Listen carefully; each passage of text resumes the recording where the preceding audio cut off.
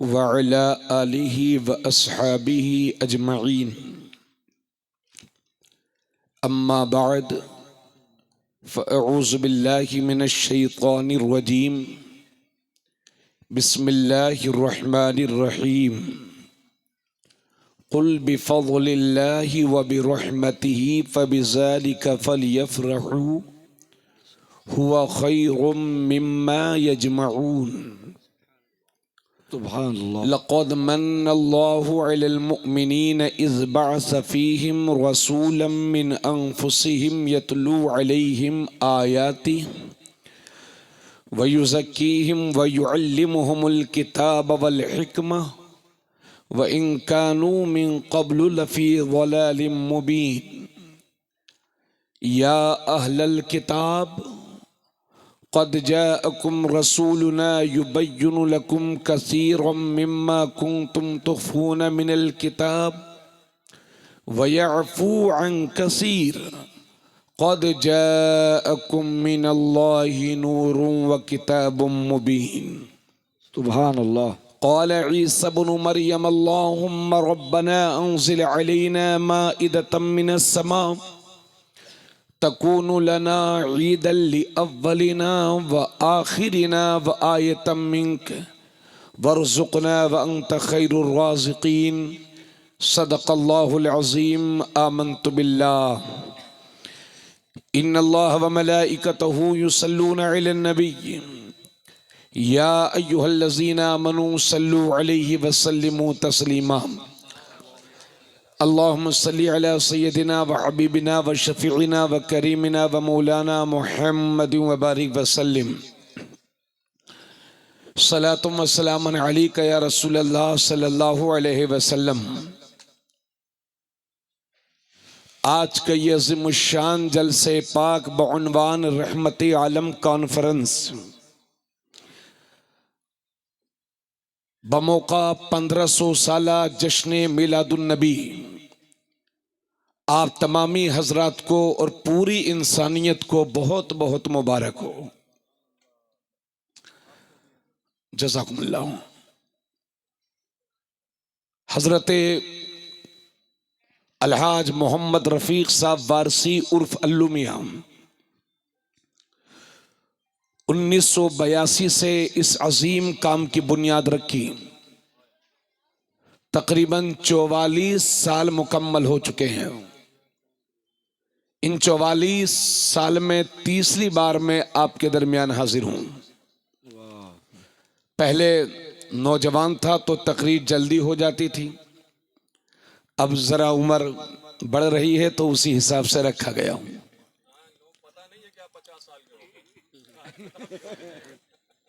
1982 से ये शुरू हुआ और 1988 में मेरी पैदाइश हुई।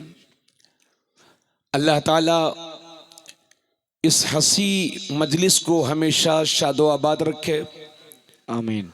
और मिलादे पाक मनाने की जो बुनियाद हाजी साहब ने रखी है, अल्लाह इस कार्य खैर को इनकी नस्लों में मुंतकिल फरमाए, आमीन अल्लाहुम्मा आमीन। और इस मजलिस पाक को अहले जगदीशपुर और पूरे ज़िला अमेठी व सुल्तानपुर और पूरे हिंदुस्तान की तरक्की का जरिया बनाए।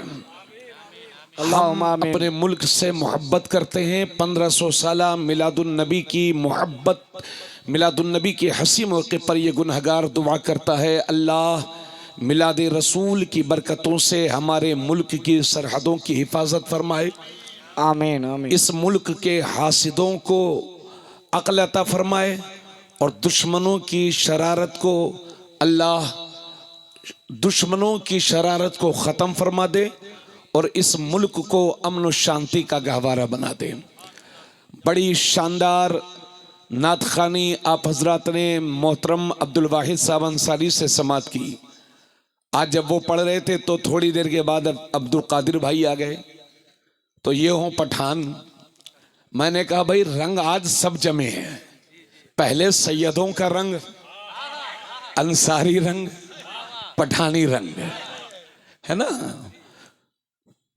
तो माशाल्लाह रंग सभी जमे हैं और सबसे बड़ा रंग है मोहम्मदी रंग। वाह वाह वाह वाह। वो खूब जमा है और इंशाअल्लाह जिंदगी की आखिरी सांस तक जमता रहेगा। अब्दुल कादिर भाई थोड़ा सा टाइम लेंगे आपका, बैठिएगा साथ में, इंशाअल्लाह सुल्तानपुर चलेंगे। बाबा से बुलंद दुरूद पाक की नज़रें पेश कर लें। अल्लाहुम्मा सल्ली अला सय्यदिना व हबीबिना व शफीइना व करीमिना व मौलाना मुहम्मद व बारिक वसल्लम सल्लल्लाहु अलैहि या रसूलुल्लाह सल्लल्लाहु अलैहि वसल्लम। ज़रा थोड़ी देर मिलाद शरीफ का जिक्र, और उसके बाद ऐसा लगता कि हाजी साहब ने, अब्दुल कादिर भाई ने कहा कि ये मौलाना वो हैं जो कब्र का बयान कर देते तो लोग रोने लगते हैं, तो हाजी साहब ने कहा आज कब्र ही का कर दो। तो इंशाल्लाह कब्र का भी करूँगा, लेकिन आखिर में इंशाल्लाह थोड़ी देर। हजरात, आज मैंने मिलादुन नबी के हवाले से कुरान की एक आयत नहीं बल्कि 4 आयतें पढ़ी हैं। वाह वाह, ज़रा सुभान अल्लाह बोले। और मुफ्ती साहब कहाँ भाई? मुफ्ती साहब गलत बोलूँगा तो फतवा देने के लिए कलम इनका तैयार है, तो मामला बिल्कुल सही है, आप हजरात गौर से समात करें। अल्लाह फरमाता है कुल बिफज़लिल्लाहि व बिरहमतिही, ए महबूब आप कह दीजिए ये सब कुछ अल्लाह के फजल और उसकी रहमत से है जो हुजूर सल्लल्लाहु अलैहि वसल्लम के ज़रिए से तुम्हें मिला है। फ़बिज़ालिका फ़लयफ़रहू, तो मुसलमानों को चाहिए कि इस फजल पर खुशियाँ मनाया करें। हुवा खैरुम मिम्मा यजमऊन, ये उस सारे मालो दौलत से बेहतर है जिसे वो जमा करके रखते हैं।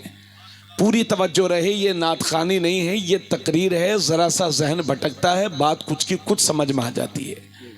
और आपसे ज़्यादा मुबारकबाद के काबिल हैं हमारी वो बहनें जो बाद नमाज इशा से लेकर पूरी जिम्मेदारी के साथ और बाहिजाब होकर के यहाँ बैठी हैं। आप तो सो जाएंगे तो सुबह 11 बजे तक उठेंगे, लेकिन उनके घर के काम उन्हीं को करना है, कोई दूसरा नहीं करेगा। हाँ, बच्चों की परवरिश कितनी बड़ी। जब तक मेरी शादी नहीं हुई थी तो मैं लोगों से पूछता था कि भाई कैसे हो? बोले हजरत खर्चा चल रहा है, घर चल रहा है बस। मैं कहता था यार कोई घर चलाना भी बड़ी बात है। जब अपनी शादी हुई, 1-2-3 बच्चियां जब हुई, तब पता चला कि घर चलाना ही सबसे बड़ी बात है। तो अल्लाह सलामत रखे मेरी कौम की बेटियों को, मेरी माँ बहनों को, और आप सबको सलामत रखे। हजरात, दूसरी आयत करीमा का तर्जमा सुने भाई मौलाना अल्तमश अशरफी साहब। अल्लाह फरमाता है लक़द मन्नल्लाहु अलल मुअमिनीन इज़ बअस फ़ीहिम रसूलन मिन अनफुसिहिम। हजरात, अल्लाह ने ये दो हाथ दिए हैं, अल्लाह ने ये आंखें दी हैं, अल्लाह ने ये गुर्दा दिया है, दिल दिया है, जिगर दिया है। एक एक अंग, एक एक उज़्व, एक एक पार्ट ऑफ बॉडी लाजवाब है। आंख कितनी कीमती है उससे पूछो कि जो बिनाई से महरूम है, और उससे ज्यादा वो बताएगा जो जिंदगी में कभी देखता हो फिर ना भी ना हो गया हो, उससे पूछूं आंख चीज क्या है। गुर्दे की कीमत उससे पूछो कि जो डायलिसिस पर जिंदगी गुजार रहा हो। जरा सी पथरी हो जाती है तो इंसान तड़प जाया करता है। सही बात है। अगर किसी का पैर कट जाए तो इंसान चलने फिरने से माजूर हो जाता है। हक बात। कितने बेशकीमती हैं ये आज़ा, लेकिन अल्लाह ने पूरे कुरान में कहीं ये नहीं फरमाया ए इंसान मैंने तुझे आंखें दी तुझ पर एहसान किया, तुझे कान दिए तुझ पर एहसान किया, तुझे हाथ दिए तुझ पर एहसान किया, तुझे पैर दिए तुझ पर एहसान किया। पूरे कुरान में कहीं नहीं फरमाया। लेकिन जब 12 रबीउल अव्वल शरीफ को अपना नबी दिया तो अल्लाह ने फरमाया लक़द मन्नल्लाहु अलल मुअमिनीन इज़ बअस फ़ीहिम रसूलन मिन अनफुसिहिम। अल्लाह ने मुसलमानों पर एहसान कर दिया है कि उनमें उन्हीं में से अपना एक रसूल भेज दिया है। जरा जोर से बोलें सुभान अल्लाह। अरे भाई एहसान किस पर है हुजूर? अल्लाह फरमाता है मोमिनीन पर, तो मोमिनीन भी शुक्राना ही अदा करते हैं। अल्लाह का शुक्र है। क्या करेंगे वो रसूल? काम क्या होगा उस रसूल का? यतलू अलैहिम आयाती, वो रसूल अल्लाह की आयतें पढ़ पढ़ करके लोगों को सुनाएंगे। वयुज़क्कीहिम, और उन्हें पाक साफ सुथरा करेंगे। वयुअल्लिमुहुमुल किताब वल हिकमा, और उन्हें जाहिल नहीं रहने देंगे बल्कि किताब और हिकमत का इल्म सिखाएंगे। व इन कानू मिन क़ब्ल लफ़ी ज़लालिम मुबीन, अगरचे इससे पहले वो खुली गुमराही में थे। हजरात, कुरान की 2 आयतें पढ़ दी, अब एक आयत का तर्जुमा और सुन लीजिए, एक आयत का फिर बाद में इंशाअल्लाह कभी सुनाएंगे। क़ाल ईसा इब्न मरियम अल्लाहुम्मा रब्बना अंज़िल अलैना माइदतम मिनस समा। हजरत ईसा इब्न मरियम की कौम ने उनसे कहा कि ए ईसा, अगर आप पैगंबर हैं, अल्लाह के नबी हैं, तो अपने अल्लाह से दुआ करिए कि वो हमारे लिए आसमान से बना बनाया खाना उतारे, नेमतों भरा दस्तरखान उतारे। पता चला बगैर मेहनत के खाने की आदत इंसान की बहुत पुरानी है। वहां ईसाई कह रहे हैं आप दुआ कर दें कि अल्लाह हमारे लिए बना बनाया आसमान से खाना भेज दे। कुरान कहता है क़ाल ईसा इब्न मरियम अल्लाहुम्मा, हजरत ईसा इब्न मरियम ने कहा, ए अल्लाह, रब्बना, ए हमारे रब, अंज़िल अलैना माइदतम मिनस समा, तो आसमान से हम पर नेमतों भरा दस्तरखान उतार दे। तकूनु लना ईदल लिअव्वलिना व आखिरिना व आयतम मिनका, ताकि जिस दिन वो दस्तरखान उतरे उस दिन को हम अपने अगलों के लिए और अपने पिछलों के लिए ईद के तौर पर मनाएं। व आयतम मिनका, और वो दस्तरखान तेरी तरफ से निशानी भी हो जाए। वरज़ुक़ना, अल्लाह में तू रोज़ी दे दे। व अंत खैरुर राज़िक़ीन, तू ही बेहतरीन रोज़ी देने वाला है। तवज्जो फरमाएं, दुआ करें हज़रत ईसा तो कबूल कैसे ना हो। अल्लाह ने दुआ कबूल फरमाई और बना बनाया खाना, नेमतों भरा दस्तरखान अल्लाह ने ईसाइयों पर इतवार के दिन उतारा, संडे के दिन वो दस्तरखान उतरा। उस दिन से लेकर आज तक पूरी दुनिया की ईसाइयत इतवार के दिन को ईद के तौर पर मनाया करती है, और आने वाले वक्त में भी पूरी दुनिया के क्रिश्चियन और ईसाई इतवार को ईद मनाएंगे। हजरात, मुझे कहने दो कि जिस दिन दस्तरखान उतरा वो दिन ईद बन गया, तो जिस नबी के सदक़े ये सारी कायनात मिली, उस दिन हम ईद मिलादुन नबी मनाएं तो उसमें हर्ज क्या है। वाह वाह वाह वाह वाह, नारे तकबीर और मोहब्बत के साथ नारे तकबीर, नारे रिसालत, जश्न विलादत रहमत आलम हज़रत मौलाना तबरेज़ आलम साहब किबला, नारे तकबीर, नारे रिसालत। इधर देखे पूरा मजमा मेरी तरफ मुतवज्जे हो जाए। हाजी साहब, खुसूसी दुआएं आपकी चाहूँगा, और ये मैं दुआ करूँगा कि ये 50 साला जश्न रहमतुल आलमीन आपकी सरपरस्ती में हो इंशाअल्लाह ताला।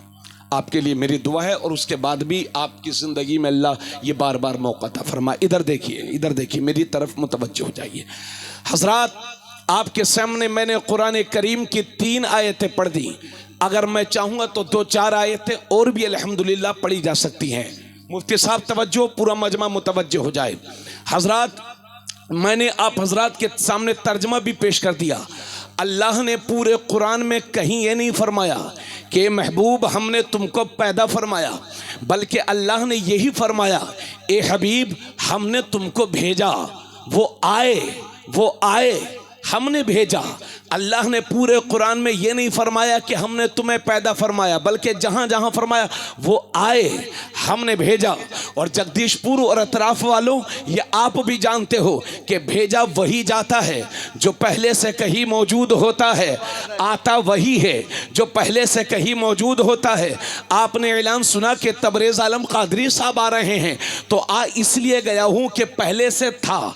ऐसा नहीं है कि आज सुबह पैदा हुआ और शाम को जगदीशपुर, जी नहीं, पहले से था तो आया। अल्लाह फरमाता है वो आए। पता चला हमारे नबी इस दुनिया में तशरीफ लाने से पहले भी कहीं मौजूद, थोड़ा सा बोलते रहिए, इस दुनिया में आने से पहले भी कहीं मौजूद थे। अल्लाह का शुक्र है, बनाने वाला अल्लाह, बनने वाले रसूलुल्लाह।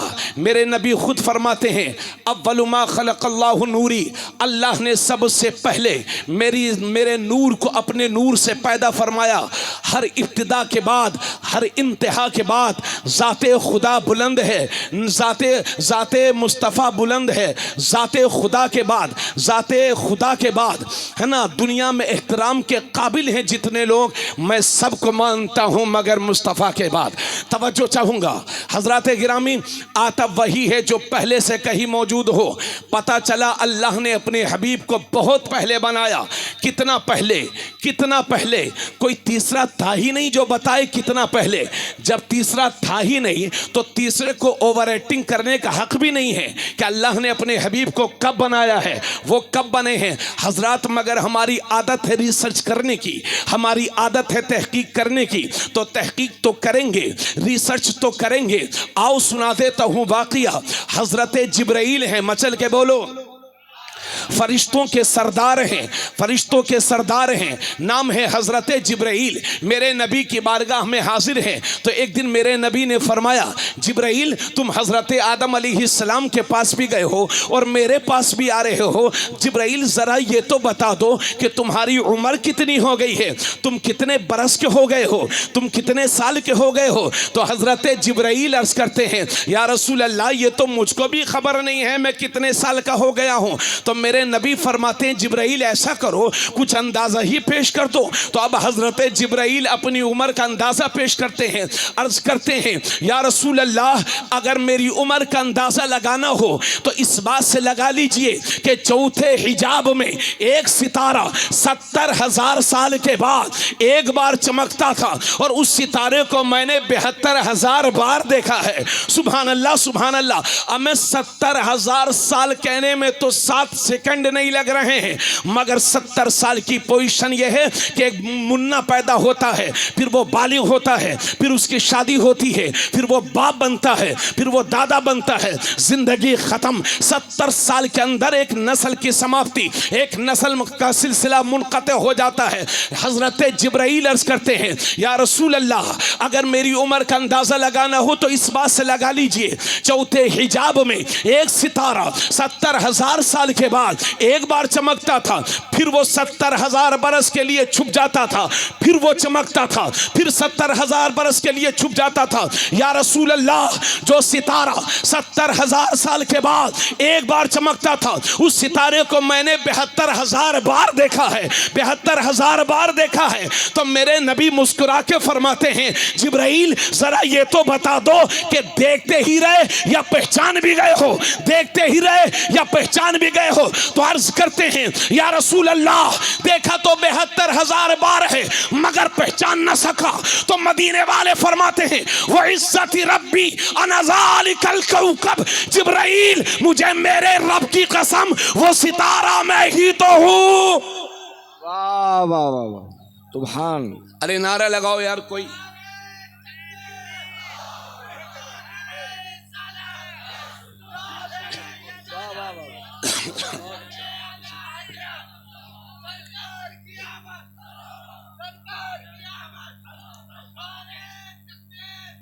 क्या नाम है भाई अपना?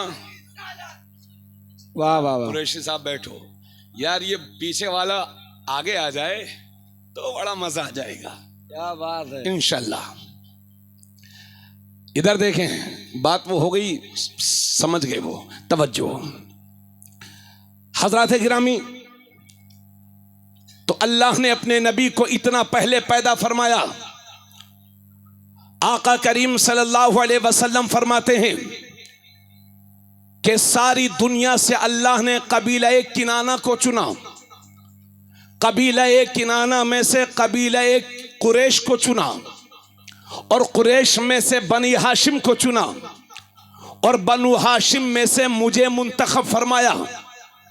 और मुझे कहने में कोई शक नहीं, तवज्जो करेंगे, अगर आप मेरे खानदान की बात करें तो मैं 2-4 नस्लों के नाम बताऊंगा, अपने वालिद दादा परदादा उनके बाद कभी नाम बताऊंगा, लेकिन आगे मेरा खानदान किससे है मैं भरोसे से नहीं, मैं नहीं कह सकता यकीन के साथ कि मेरे बाप दादा कौन थे। इसलिए लोग कहते हैं घर वापसी करो, अरे भाई हमने पूरी घर वापसी कर ली है, हम हजरत आदम की औलाद हैं। क्या बात है, वाह वाह। तवज्जो चाहूंगा। तो मेरे खानदान में आगे चल कर के कौन था मुझे पता नहीं, मगर मेरे नबी का खानदान ऐसा खानदान है कि हजरत अब्दुल्ला से लेकर के हजरत आदम अलैहिस्सलाम तक मेरे नबी के खानदान में कोई भी शख्स बुत परस्त नहीं था, सब के सब खुदा परस्त थे। वाह वाह वाह। वो नूर पाक सुलभों पुश्तों से पाक पुश्तों की तरफ मुंतकिल होता रहा। अरे बोलो भाई बोलो, बोलो बोलो बोलो। ये है मेरे नबी का खानदान। अगर सादाते किराम होते तो मैं कहता कि इनका खानदान बिल्कुल निखरा हुआ है। एहसान मानो उस गरीब नवाज का कि जिसने हमारे बाप दादा को कलमा पढ़ाकर हमें मुसलमान बना दिया।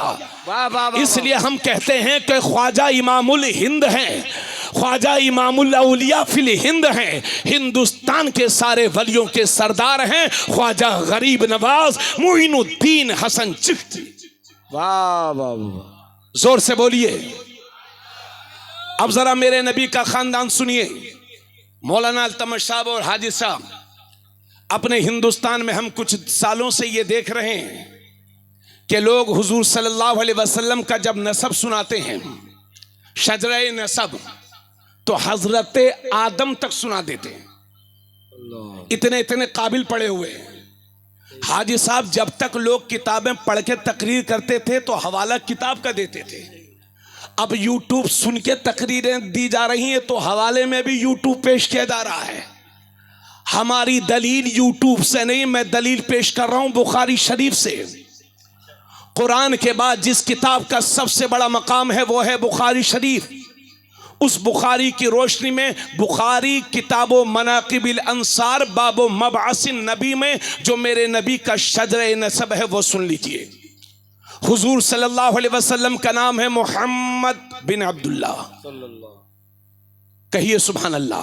बोलते रहिएगा, बोलते रहिएगा, शायद कि पहली बार आप सुने, बोलते रहिएगा।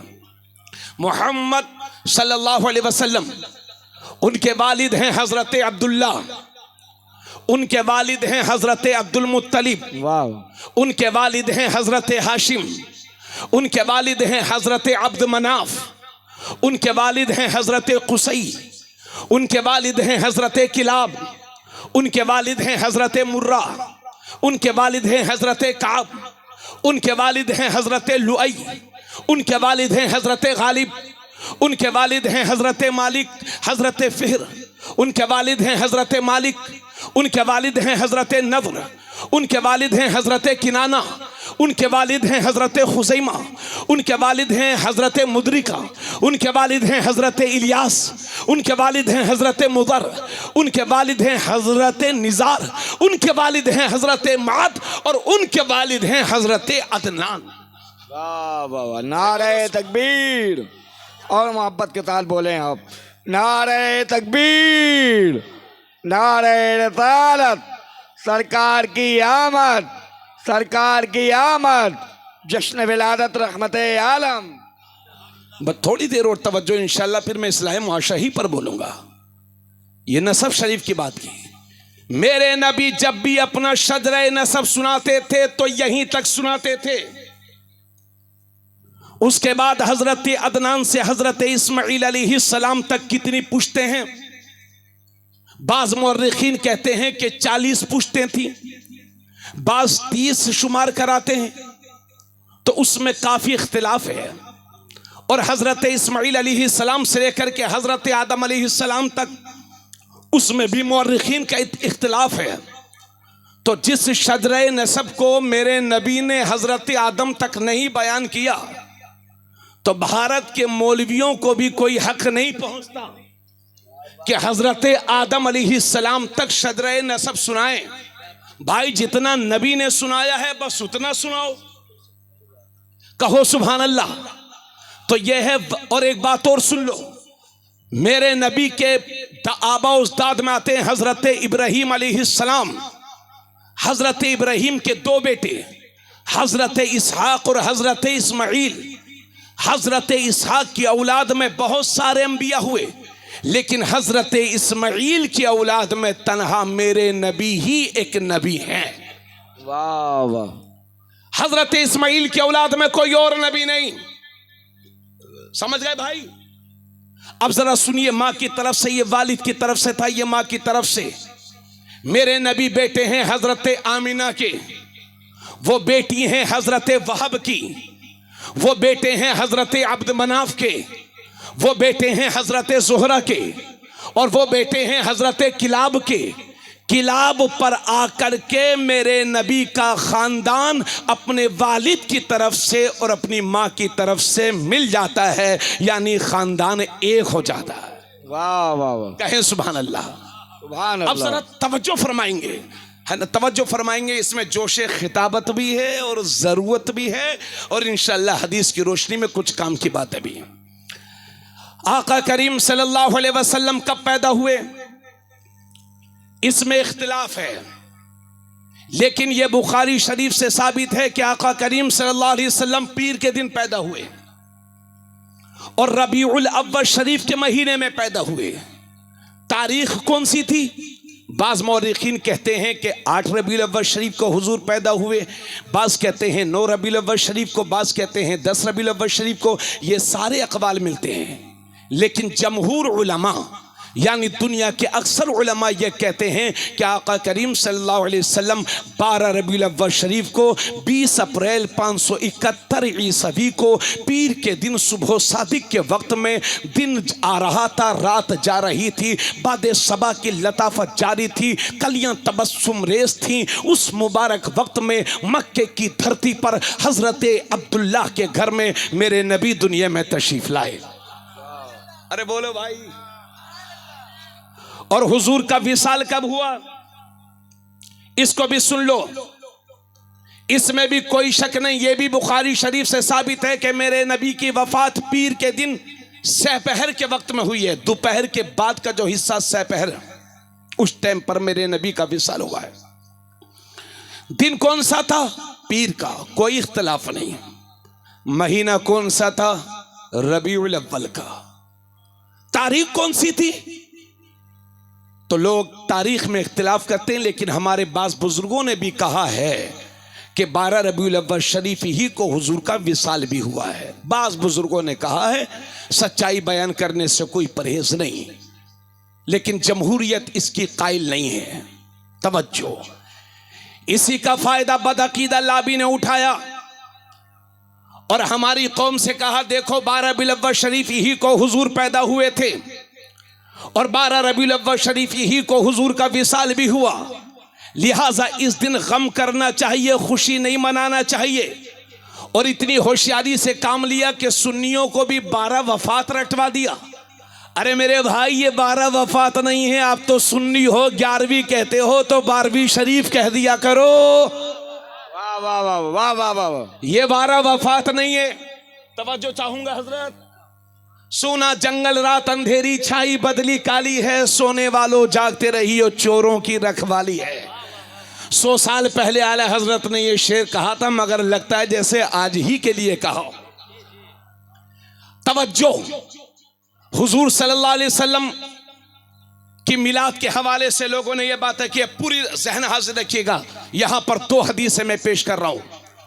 पहली हदीस इब्ने माजा शरीफ की और दूसरी हदीस अबू दाऊद शरीफ की।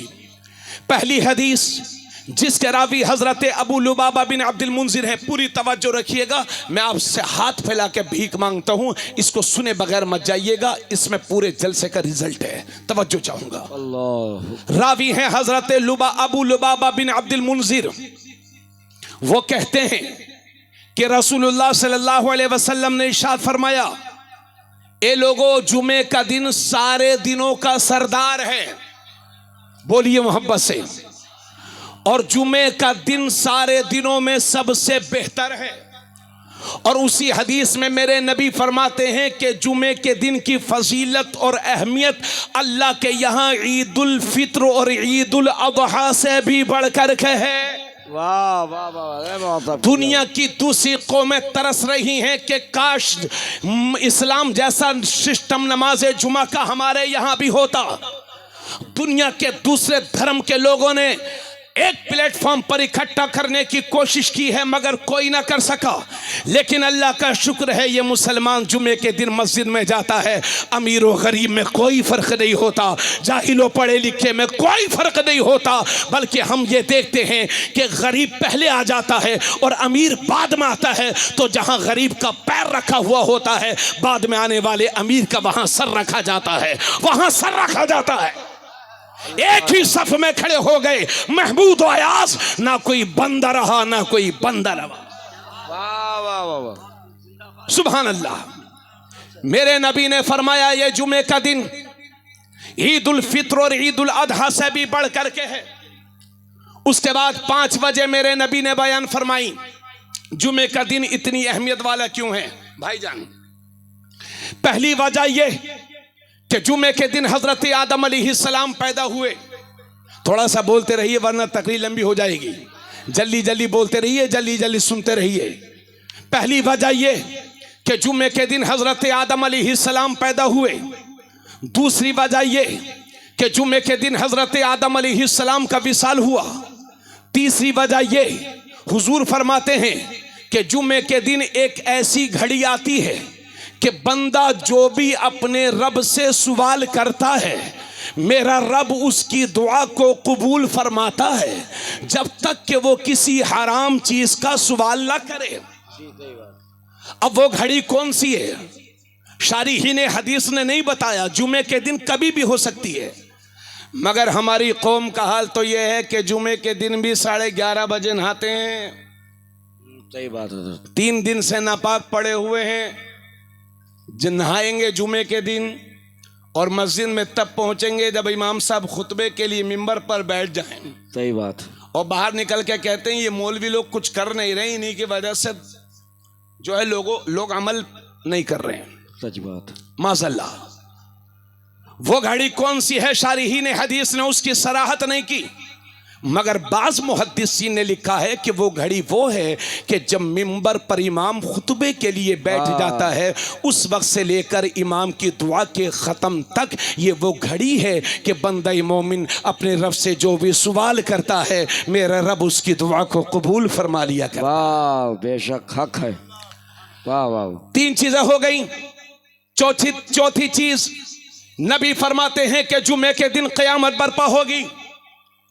5वीं चीज, जुमे के दिन से पहाड़ भी डरते हैं, इंसान भी डरते हैं, हवाएं भी डरती हैं, तमाम मखलूकात डरती हैं, चूंकि जुमे के दिन क़यामत बर्पा होगी। हदीस यहां पर पूरी हो गई। अब अबू दाऊद शरीफ की हदीस और उसका रिजल्ट, आका करीम सल्लल्लाहु अलैहि वसल्लम ने फरमाया, ए लोगो, तुम्हारे दिनों में सबसे बेहतर दिन जुमे का है। पूरी तवज्जो, क्योंकि जुमे के दिन हजरत आदम अलैहिस्सलाम पैदा हुए। उस हदीस में भी यही है। जुमे के दिन हजरत आदम अलैहिस्सलाम का विसाल हुआ और जुमे के दिन सूर फूंका जाएगा। तवज्जो, जुमे के दिन सूर फूंका जाएगा और जुमे के दिन वो सख्त आवाज बुलंद होगी जिसे सुनकर के सब मर जाएंगे। जब सहाबा के सामने मेरे नबी ने यह फरमाया तो सहाबा पर खौफ इलाही से लर्जा तारी हो गया। तो मेरे नबी ने फरमाया, लिहाजा मेरे सहाबा, जब जुमे का दिन आया करे तो तुम कसरत के साथ मुझ पर दुरूद शरीफ पढ़ा करो। वाह वाह वाह वाह। जोर से नारे तकबीर, बुलंद आवाज से जवाब दें आप। नारे तकबीर, नारे रिसालत, जश्न विलादत रहमत आलम। जुमे के दिन कसरत के साथ मुझ पर दुरूद शरीफ पढ़ा करो। तो एक सहाबी बोले, या रसूल अल्लाह, जब तक आप हमारी निगाहों के सामने हैं तो हमारा हुजूर फरमाते जुमे के दिन कसरत के साथ दुरूद पढ़ा करो। तवज्जो चाहिए, तवज्जो। चूंकि जुमे का दिन जब तुम दुरूद पढ़ते हो तो मुझ पर पेश किया जाता है। तो एक सहाबी अर्ज करते हैं, या रसूल अल्लाह, जब तक आप हमारी निगाहों के सामने हैं तो हमारा दुरूद आपको पहुंचता है, लेकिन जब आप कब्र में तशरीफ ले जाएंगे जब आप दफन हो जाएंगे तो क्या तब भी हमारा दुरूद आपको पहुंचेगा? तो उसी दिन मेरे नबी ने फरमाया, इन्नल्लाह हर्रम अलल अर्दि अजसादल अंबिया, बेशक अल्लाह ने जमीन पर हराम कर दिया है कि नबियों के जिस्मों को खाए। और दूसरी हदीस में है, इन्नल्लाह हर्रम अलल अर्द अन ताकुल अजसादल अंबिया फनबियुल्लाहि हय्युन युरज़क़, बेशक अल्लाह ने जमीन पर हराम कर दिया है कि नबियों के जिस्मों को खाए, लिहाजा अल्लाह के नबी जिंदा हैं, उनकी कब्रों ही में उन्हें रोजी दी जा रही है। जिंदा दिली के साथ बोलो सुभान अल्लाह। उनकी कब्रों ही में उन्हें रोजी दी जा रही है। और मुस्लिम शरीफ की हदीस में है कि जुमे का दिन हफ्ते की ईद होता है। अब मुझे कहने दो कि जुमे के दिन हजरत आदम पैदा हुए और जुमे ही के दिन उनका विसाल हुआ, फिर भी जुमे का दिन हफ्ते की ईद बन गया है। तो अगर 12 रबीउल अव्वल शरीफ को मेरे नबी पैदा हुए हैं और 12 ही को विसाल हुआ है, तब भी ईद मिलादुन नबी मनाने में हर्ज क्या, हर्ज क्या है? दूसरी बात यह है कि आना पहले होता है, जाना बाद में होता है, जिंदगी पहले होती है, मौत बाद में होती है, हयात पहले होती है, वफात बाद में होती है। तो पहले हम सुन्नियों को नबी के आने की खुशियां तो मना लेने दो, खुशियां तो मना लेने दो, वक्त मिलेगा तो गम भी मना लेंगे, मगर गम करे तो किसका? अरे बदअकीदा, वो कोई तुम्हारा मुर्दा होगा जो मर गया होगा। हम सुन्नियों का नबी तो कल भी जिंदा था, आज भी जिंदा है, सुबह कयामत तक जिंदा रहेगा, क्योंकि हम सुन्नी किसी मुर्दे का कलमा नहीं पढ़ते। और हमारा अकीदा यह है कि कोई भी नबी मुर्दा नहीं होता, और जो मुर्दा होता है वो नबी नहीं होता। तू जिंदा है वल्लाह, तू जिंदा है वल्लाह, मेरे चश्मे आलम से छुप जाने। नारे तकबीर, मोहब्बत के साथ और बुलंद आवाज के साथ नारे तकबीर, नारे रिसालत, जश्न विलादत रहमत आलम, उलमाए अहले सुन्नत। जिंदों का गम नहीं मनाया जाता, जिंदों का जश्न मनाया जाता है। बहुत अच्छा जुलूस, मगर कुछ काबिले गौर बातें भी हैं जिन्हें आप सुधार करें। मैं माइक में नहीं कहूंगा, आप समझदार हैं, निहायत अमन के साथ शरीफाना अंदाज में दुरूद के एहतमाम के साथ बावजू होकर के शिरकत करें। और मैं गुजारिश करूंगा आप सबसे, डीजे, बाजा, गाना और उस पर लहकना, रक्स करना, ये मेरे नबी को पसंद नहीं है। आप चाहे बुरा माने भला माने, मगर मैं अल्लाह और उसके रसूल का वास्ता देकर के आपसे गुजारिश करूंगा कि अपने जुलूस को इस तरह से, इस तरह की कमियों से पाक और साफ करो। समझ गए? इधर देखिए मेरी बात। जब किसी बच्चे का जन्मदिन होता है तो हम उसके लिए तोहफा लेकर के जाते हैं, गिफ्ट पेश करते हैं। और जब जन्मदिन, अब तो बूढ़े लोग भी जन्मदिन मना रहे हैं। हाँ, अरे बूढ़ों का भी जन्मदिन मनाया जाता है। हाँ, जैसा जन्मदिन वैसा तोहफा। 1500 साल मिलादुन नबी पर सुन्नियों क्या गिफ्ट पेश कर रहे हो अपने नबी को? और याद रहे, मेरा नबी हमारे तोहफों का मोहताज नहीं है। क्या बात हजरत, कौन देता है? देने को मुंह चाहिए, देने वाला है, देने वाला है सच्चा हमारा नबी। क्या तोहफा पेश कर रहे हैं अपने नबी को? आप सबसे सवाल करता हूं, इसलिए तोहफा वो दो जो यौमे, जिसका यौमे पैदाइश है वो खुश हो जाए।